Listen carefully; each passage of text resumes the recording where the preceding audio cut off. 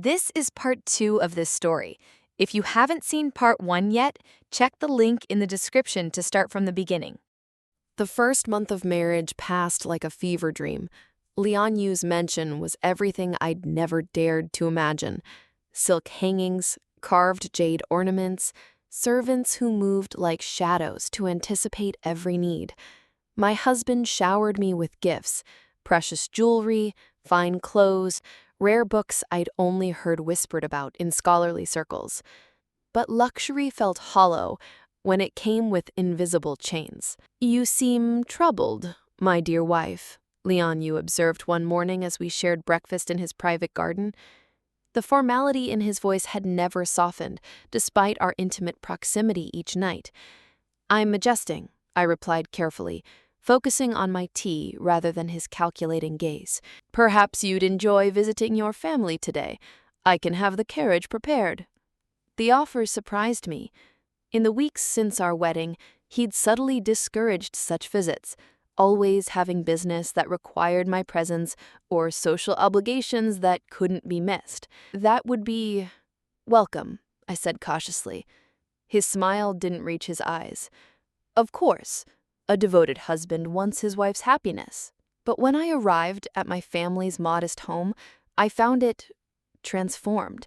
New roof tiles gleamed in the sunlight, fresh paint brightened the walls, and through the window I glimpsed furniture far finer than anything we'd ever owned. "Daughter!" Mother rushed to embrace me, but I felt tension in her shoulders. "You look well." "As do you." I studied her face. "The house looks different." Father appeared in the doorway, his posture straighter than I'd seen him in years. "Lian Yu has been generous. He said a merchant's family shouldn't live in poverty." "How generous?" I asked quietly. "New furniture, repairs to the house, and—" Father's voice grew uncomfortable. "He's found me work managing one of his smaller trading posts. The pay is substantial." Understanding hit me like a physical blow. Even after marrying me, Lian Yu was still tightening his control. Now my family's improved circumstances depended entirely on his goodwill and my compliance. "He takes good care of us," Mother said quickly, as if she sensed my thoughts. "You've married well, Yue-chan." I spent the afternoon with my younger sisters, but even they seemed different. They spoke carefully about their new tutors, their fine clothes, their prospects for good marriages. Everything was perfect. Everything was a trap. That evening, Lian Yu was waiting when I returned, pouring wine in our private chambers. "Did you enjoy your visit?" he asked conversationally.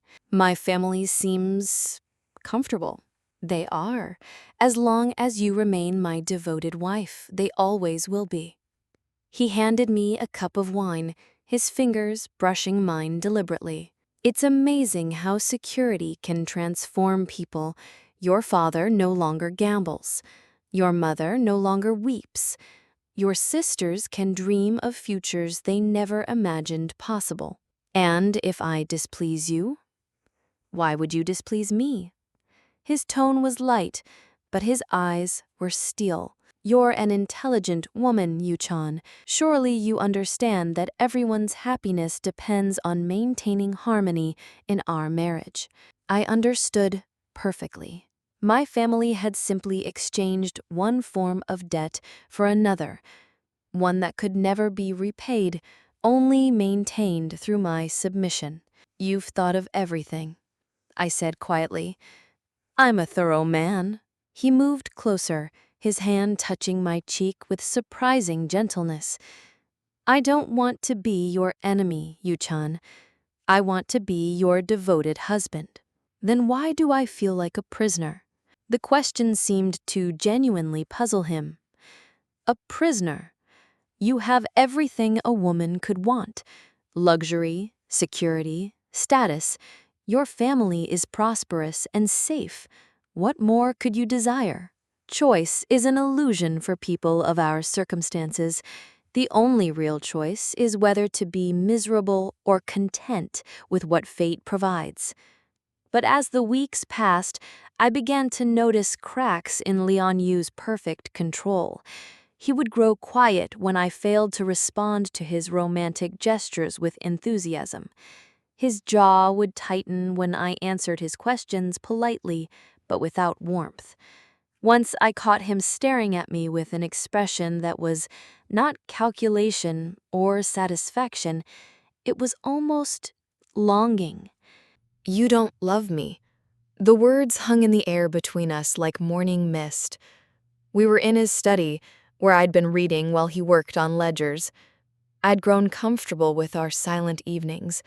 They felt more honest than his attempts at romantic conversation. I looked up from my book, meeting his gaze directly. Did you expect me to? I hoped you would learn to. His voice was quieter than usual, missing its typical confidence. Other women have found happiness in marriages that began as arrangements. Other women weren't trapped through manipulation and debt. Lian Yu set down his brush, ink forgotten. Is that really how you see it? Manipulation. How would you describe it? He stood and moved to the window, his silhouette dark against the evening light. For a long moment, he was silent. I saw something beautiful and rare, he said finally. Something I wanted more than I'd ever wanted anything. The conventional approach, courtship, gifts, pretty words, none of that moved you. You were drawn to that nobleman with his noble ideals and romantic poetry. Zhanming treated me as an equal. Zhanming treated you as an entertaining diversion. The words were sharp, defensive. Do you truly believe he would have defied his family to marry you? That he would have given up his inheritance, his status, his future for a weaver's daughter? The question hit deeper than I wanted to admit. I'd wondered the same thing during sleepless nights. Perhaps not, I conceded. But at least he gave me the choice to find out. Lian Yu turned from the window, his expression unreadable. Choice. You keep returning to that word. Because it matters, I replied. Even if the choice would have led to greater unhappiness, your family would have lost everything. Your father might have died in debtor's prison.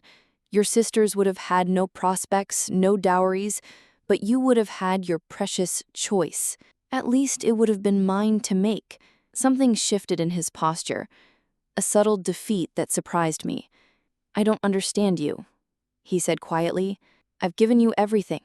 Luxury, security, status. Your family is prosperous. Your future is certain. But you remain as distant as the day we married, because none of it was freely given or freely received. And if it had been, if I'd courted you properly, won your father's approval through honest means, earned your affection gradually, would you have chosen me then?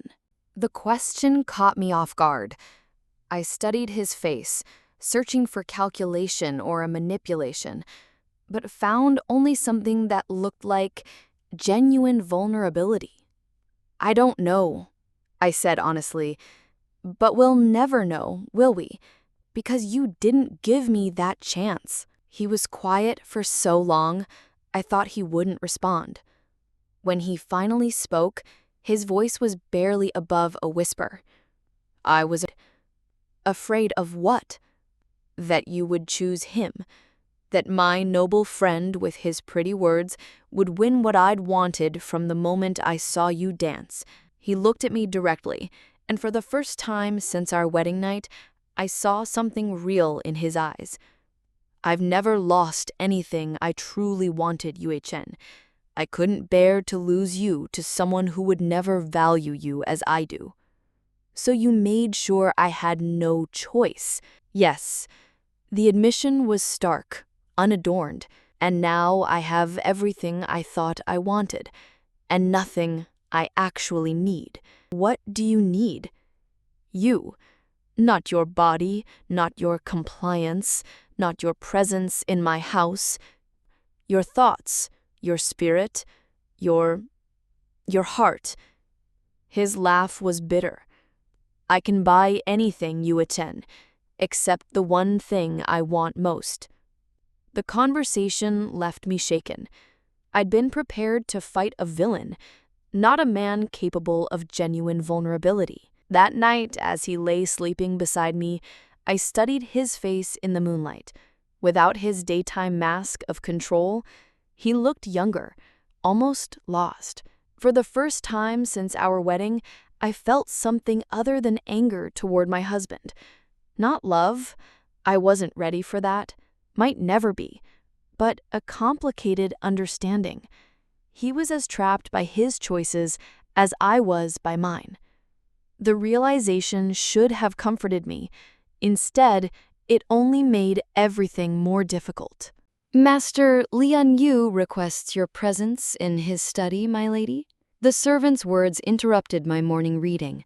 I'd been spending more time in the garden lately, finding peace among the flowering trees. It had been 3 days since our conversation about choice and fear, and Lian Yu had maintained a careful distance, polite but not pressing for intimacy.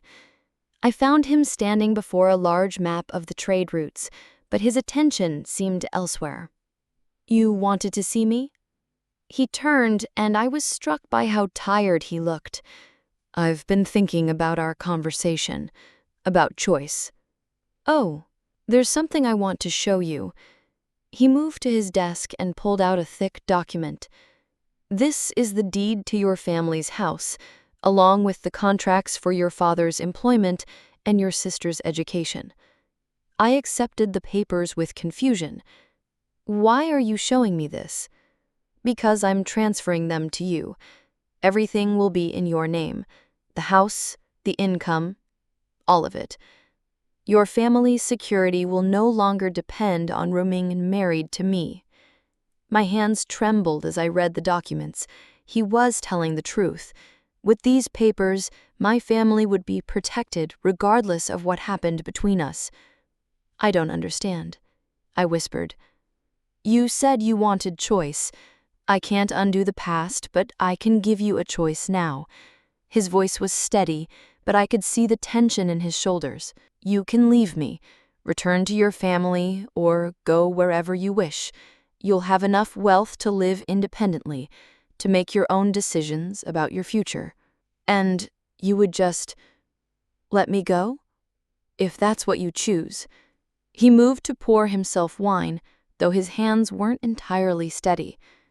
I won't pretend it would destroy me, but perhaps that's the price I should pay for taking your choice away in the first place. I stared at the papers, my mind reeling. Freedom. Real freedom, not just the illusion of it. I could leave this gilded cage, return to my family, maybe even, what about Jianming? I asked quietly. Lian Yu's jaw tightened slightly. What about him? Is this some elaborate scheme to test me, to see if I'll run to him? No. His voice was firm, though I should warn you, he's engaged now, to a minister's daughter. The wedding is planned for next month. The news hit me like a physical blow, though I tried to hide it. Of course he was engaged. Noble sons didn't wait forever for impossible loves. I see. I managed. I'm sorry, Lian Yu said, and the sympathy in his voice sounded genuine. I know you cared for him. Did you arrange that too? No, that was his family's doing, though he hesitated. I might have mentioned to certain people that you were happily married and would never consider leaving your husband. Why? Because I hoped you wouldn't. He set down his wine cup and faced me directly. Yue-chan, I know I don't deserve your forgiveness, let alone your love, but I'm asking for the chance to earn them. Honestly. And if I choose to stay, then you stay because you want to, not because you have to. And I'll spend every day trying to prove myself worthy of that choice. And if I choose to leave? His smile was sad but genuine. Then I'll know I at least gave you the one thing I should have offered from the beginning, your freedom. I looked down at the papers in my hands. Legal freedom, financial independence, the power to shape my own destiny. Everything I'd dreamed of during those dark early weeks of marriage. So why did leaving suddenly feel so complicated? How do I know this isn't another manipulation? I asked. You don't. You'll have to trust your own judgment. He moved closer, but stopped just out of reach. I'm many things, Yue-chan. Calculating, ruthless, possessive. But I'm not a liar. Not anymore. Not with you. I need time to think. Of course. Take as long as you need. As I turned to leave, his voice stopped me. Yue-chan. Yes? Whatever you decide, thank you. For what? For teaching me the difference between owning someone and earning their love. That night, I sat in the garden under the stars, the papers spread before me on a stone bench. Freedom lay in my hands, as real and tangible as the silk of my robes. But as I sat there, I found myself thinking not about escape, but about the man who'd finally learned to let go. I spent 3 days walking through the city, visiting places I'd never seen before. With the papers Lian Yu had given me, I could afford anything: passage to distant cities, a small house of my own, even education that had always been denied to women of my station. On the first day, I went to the docks and inquired about ships to the southern provinces. The captain was helpful, describing cities where a woman with money could live independently, maybe even open a school for girls.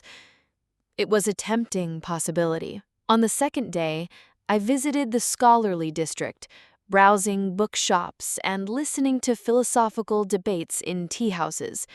For the first time in my life, I could afford to buy any book that caught my interest, to spend my days in pursuit of knowledge rather than survival.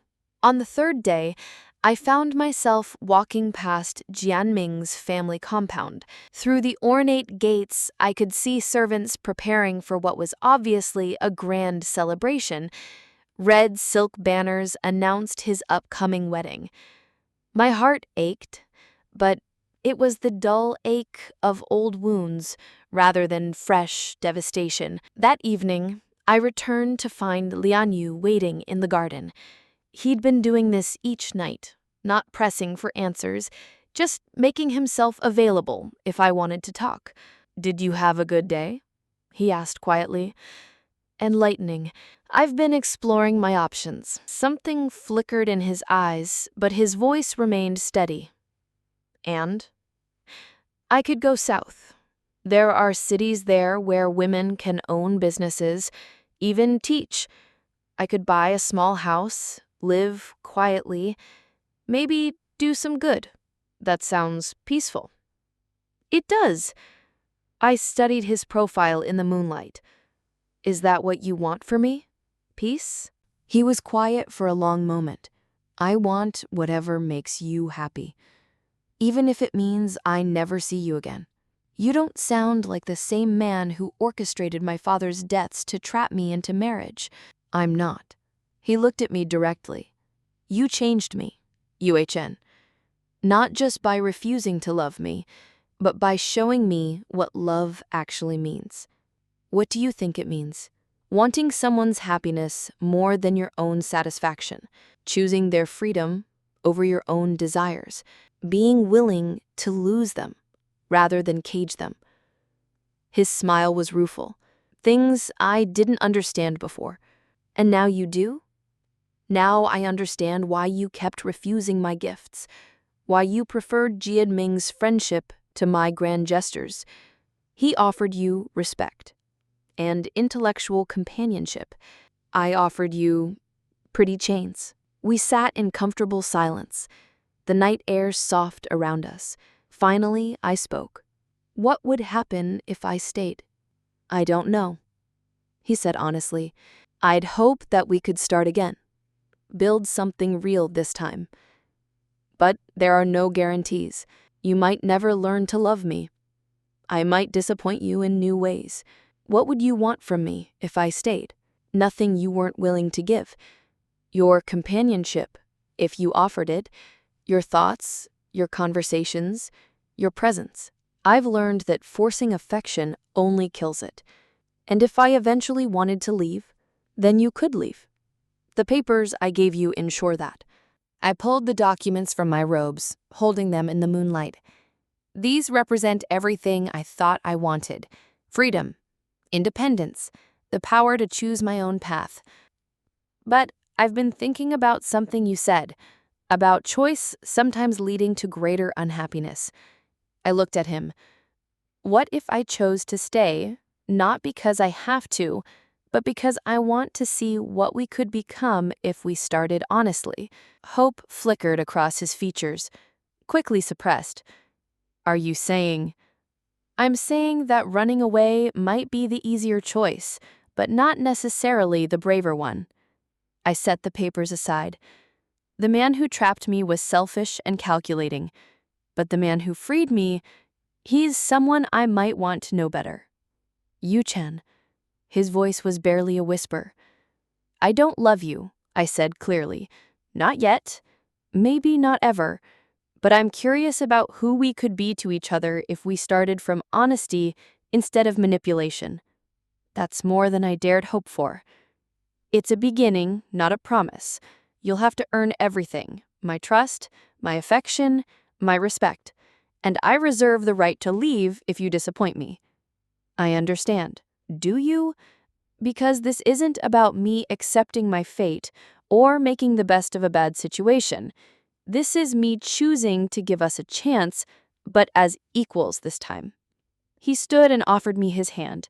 When I took it, his fingers were warm and slightly trembling. Then let's begin again. Hello, I'm Lian Yu. I'm a merchant who's made many mistakes, but is trying to learn from them. Despite everything, I found myself smiling. Hello, I'm Yue-chan. I'm a woman who values honesty above comfort and conversation above gifts. Would you like to have tea tomorrow? I'd enjoy hearing your thoughts on that philosophy book you've been reading. I'd like that. And I surprised myself by meaning it. 6 months later, I stood in the same garden where I'd made my choice to stay, but everything felt different.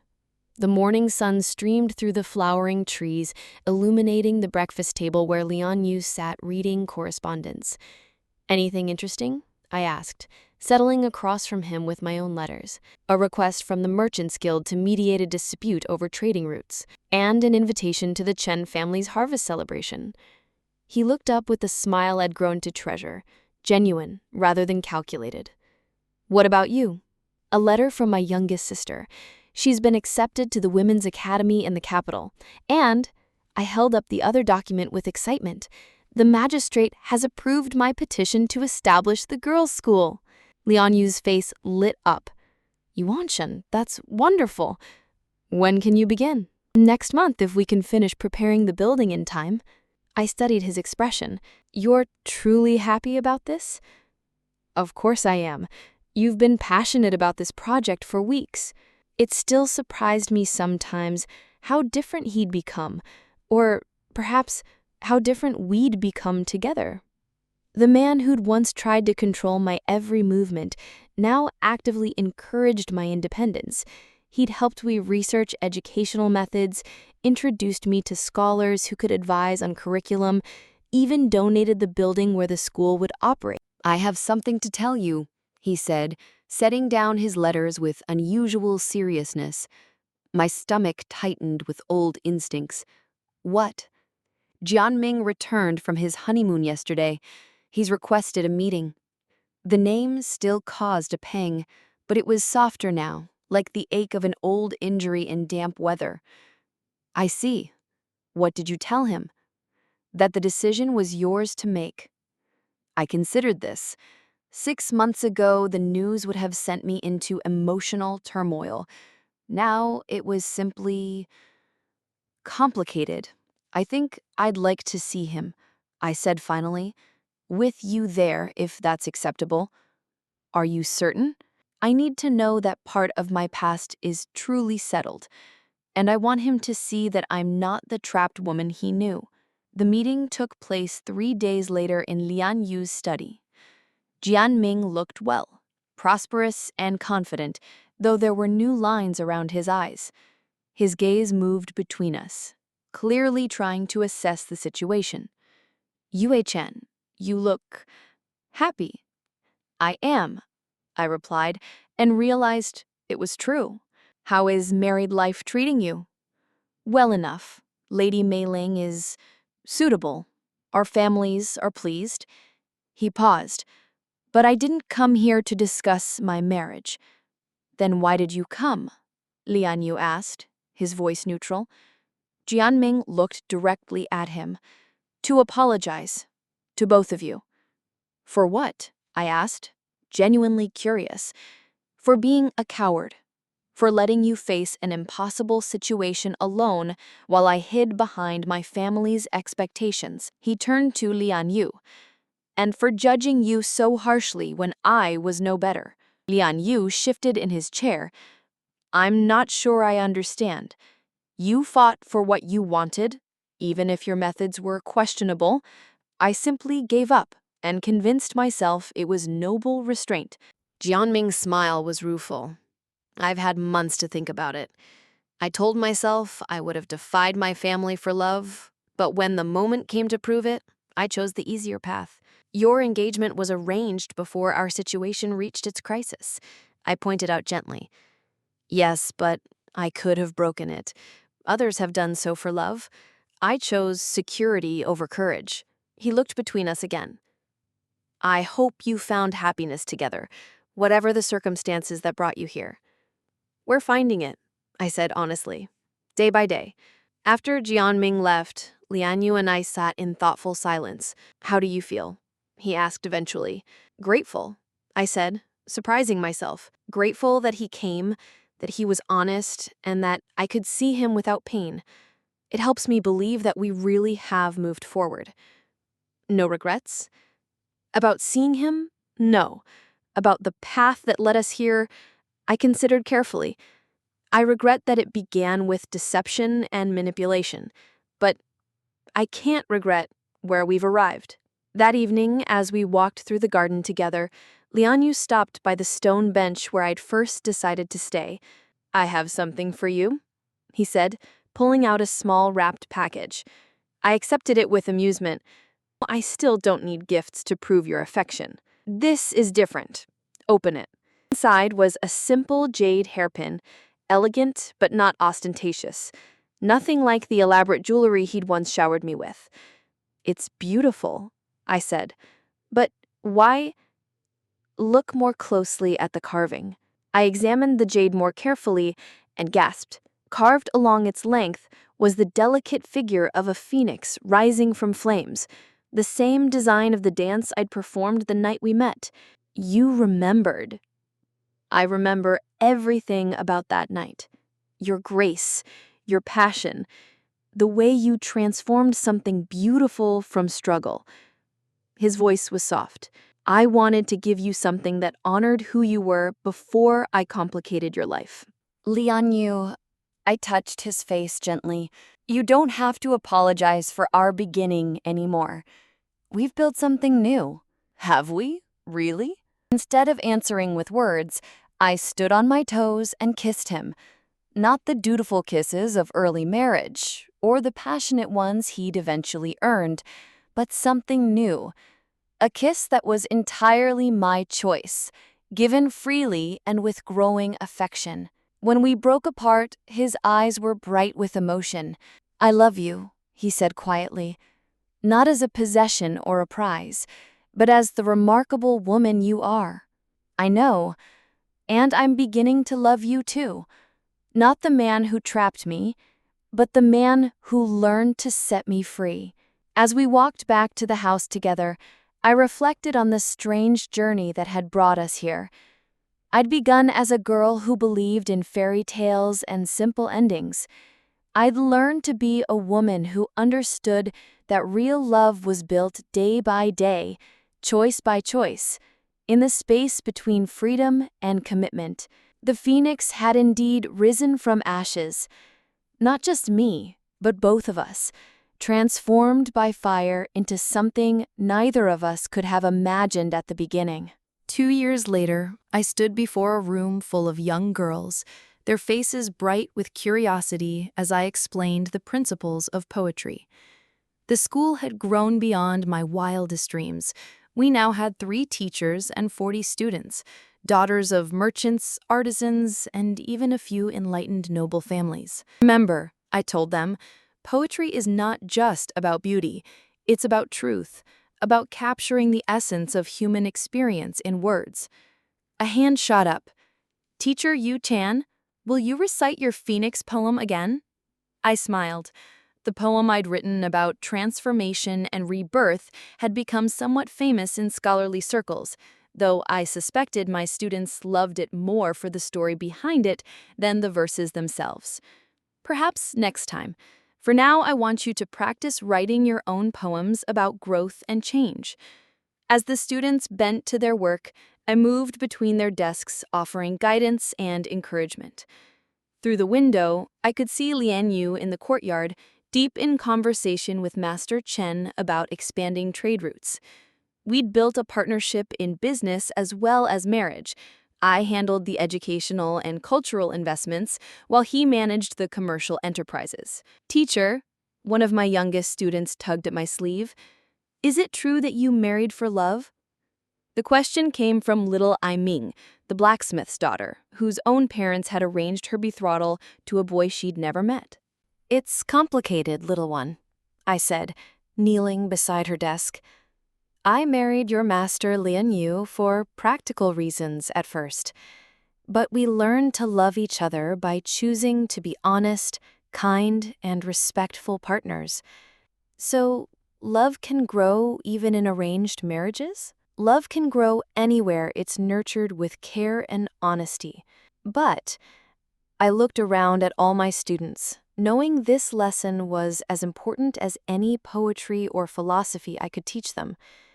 You must never accept a marriage where you're not treated with respect and kindness from the beginning.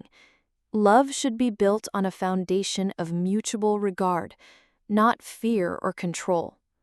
The girls nodded solemnly, and I hoped I was giving them tools to shape better futures for themselves. That evening, Lian Yu and I sat in our favorite spot in the garden, watching the sunset paint the sky in shades of gold and crimson. The new trade agreement went well? I asked. Better than expected. Master Chen was impressed by your suggestions about including educational materials in our cultural exchanges. He took my hand, his thumb tracing the simple wedding band I'd chosen to replace the elaborate one he'd originally provided. How was school today? Wonderful. Little Ai Ming asked about our marriage again. What did you tell her? The truth, more or less, that love built on respect and choice is stronger than love born from circumstances alone. Lian Yu was quiet for a moment. Do you think we would have found each other eventually, if I'd taken a different path from the beginning? It was a question he asked sometimes, in these peaceful moments when the past felt distant enough to examine without pain. I don't know, I said honestly. You were so focused on winning that you might never have learned to simply be yourself. And I was so idealistic about love that I might not have recognized genuine feeling beneath a merchant's practical exterior. So perhaps we needed the crisis to strip away our illusions? Perhaps we needed to lose ourselves before we could find each other. I leaned against his shoulder. I don't recommend the path we took, but I can't regret the destination. No regrets at all? I considered this seriously, as I always did when he asked. I regret the pain we caused each other in the beginning. I regret that your fear and my stubbornness delayed our happiness. But no, I don't regret staying or the life we've built. Even though you gave up your dreams of independence? I laughed. Lian Yu, I run a school, influence trade policies, and publish poetry under my own name. What part of that isn't independent? You share it all with me. By choice. That's what makes it precious. As the stars began to appear, I thought about the girl who'd once danced at a village festival, dreaming of escape and adventure. She'd found both, though not in the way she'd expected. Sometimes the greatest adventures were the ones that taught you how to bloom where you were planted, how to find freedom within commitment, how to transform a prison into a home through the alchemy of mutual respect and growing love. Yue-chan? Lian Yi's voice was soft in the darkness.